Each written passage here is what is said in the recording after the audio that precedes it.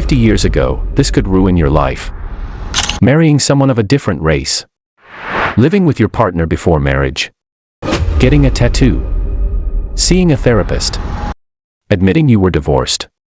People lost jobs over this. Lost friends. Lost status. Today, no one blinks. So what changed? Because if history tells us anything, it's this. The things we call immoral don't stay immoral. And something you think is shocking right now might already be next. In 1958, a couple in Virginia got married.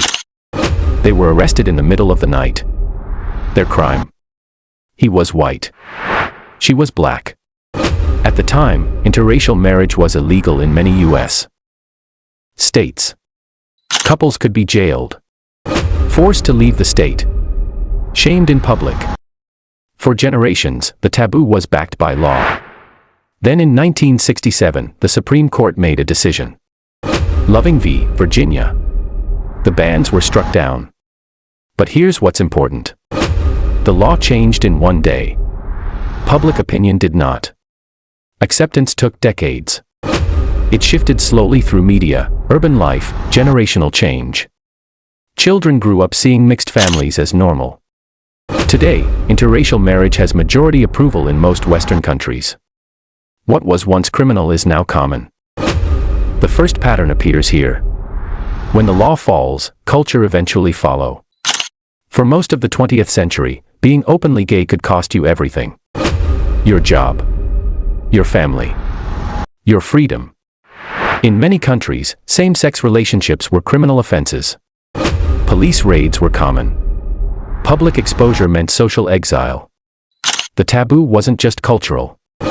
It was enforced. Then something changed. Visibility. Television began showing gay characters. Public figures came out. The HIV crisis, tragic as it was, forced society to confront a reality it had ignored. In 2003, the U.S. Supreme Court struck down sodomy laws.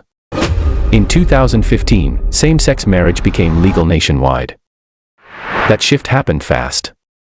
Faster than many expected. And it wasn't just law. It was generational turnover. Younger people overwhelmingly supported it. Older opposition faded with time. But here's the twist. Acceptance didn't erase conflict. In many parts of the world, it remains illegal. Even dangerous. Which reveals another pattern. A taboo doesn't disappear everywhere at once. It fractures. And sometimes, the more accepted something becomes, the stronger the backlash grows. And that pattern didn't start in modern times. It began much earlier, inside the home. Not long ago, divorce was a public mark of failure. Especially for women. In the early 1900s, ending a marriage could destroy your reputation. Churches condemned it. Communities whispered. Employers judged. Marriage was seen as permanent. No matter what. Then in 1969, California passed the first no-fault divorce law. Other states followed. You no longer had to prove abuse or wrongdoing. You could simply say, this isn't working. Divorce rates surged in the 1970s and 80s. Critics said society was collapsing. But something deeper was happening. Women were entering the workforce in large numbers. Financial independence changed the balance of power inside marriages. The taboo weakened because the structure underneath it changed. And once something becomes common, it stops being shocking. Today, divorce is often seen as painful, but normal. Which shows another pattern. When economic power shifts, moral rules shift with it. And sometimes, all it takes to weaken a taboo is repetition. For decades, tattoos were a warning sign. They were linked to sailors, prison gangs, rebels, outcasts. If you showed up to a job interview with visible ink, you probably didn't get the job. Parents warned their children, you'll regret it. Then celebrities started showing theirs. Athletes wore them on national television. Musicians made them part of their image. And something simple happened. Exposure. The more people saw tattoos on successful, respected figures, the less shocking they felt.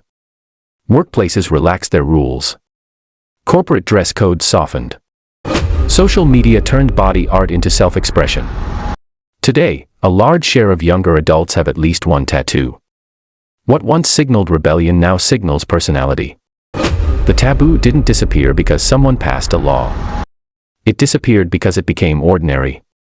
And sometimes, all it takes to erase stigma is volume. But some taboos don't fade quietly. They flip completely. For much of the 20th century, cannabis was treated as a threat. It was framed as dangerous, criminal, a gateway to ruin. The war on drugs turned possession into prison time. Careers ended over a single charge. The taboo was reinforced by fear. Then the framing changed. Medical studies began highlighting therapeutic uses. Patients with chronic pain, epilepsy, and cancer spoke publicly. States began legalizing medical marijuana. In 2012, Colorado and Washington legalized recreational use. Canada legalized nationwide in 2018. Something shifted. Cannabis moved from the criminal category to the health category. And once tax revenue entered the picture, resistance softened even more. Today, in many places, it's sold in clean storefronts with ID checks and branding. The same substance. Different story. The taboo didn't vanish overnight. It was rebranded. Which reveals another pattern. Change the language. Change the meaning. And sometimes, crisis speeds everything up. Not long ago, going to therapy meant something was wrong with you. People whispered about it. Employers judged it. Families avoided the topic. Strength meant silence. Then something unexpected happened. People started talking. Celebrities spoke openly about depression. Athletes discussed anxiety. Social media created space for vulnerability. And then came COVID-19. Lockdowns. Isolation. Uncertainty. Suddenly, millions were struggling at the same time. Telehealth expanded. Therapy moved online. Mental health days became normal language. The taboo weakened because the experience became shared.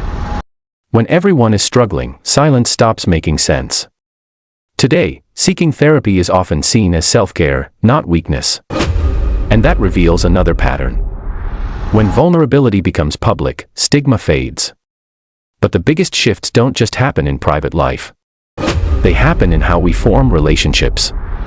And that change came through a screen. There was a time when living together before marriage was scandalous. Couples hid it from parents. Neighbors gossiped. Churches condemned it. Today, in many countries, most couples live together before marrying.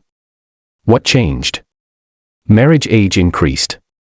Housing costs rose. Cultural expectations loosened. Practicality replaced taboo. Then came online dating. In the early 2000s, meeting someone online felt risky. Desperate. Embarrassing. People lied about how they met. Now, dating apps are one of the most common ways couples meet. The shift happened quietly. Technology made it useful. Repetition made it normal. Once enough people do something, it stops feeling strange. And that's the pattern we keep seeing. When behavior becomes widespread, stigma weakens. But some taboos don't just fade. They're being debated right now. And the next shift may already be forming. History shows something uncomfortable. The behaviors we once called immoral are now ordinary. So what about today? Polyamory is debated openly. Psychedelic therapy is being studied in clinical trials. Sex work decriminalization is discussed in policy rooms. AI relationships are forming in private chat windows. Remote work is reshaping family roles. Some people see progress. Others see decline. That tension is always there. Every taboo begins as protection. A line meant to guard social order. But when technology changes, when economics shift, when a new generation grows up with different values, the line moves. And here's the pattern across every example. First, it's shocking. Then, it's controversial. Then, it's common. So the real question isn't what used to be taboo. It's this. What are we condemning right now? That our children will see as completely normal. Because history suggests one thing. The next cultural shift isn't coming. It's already here.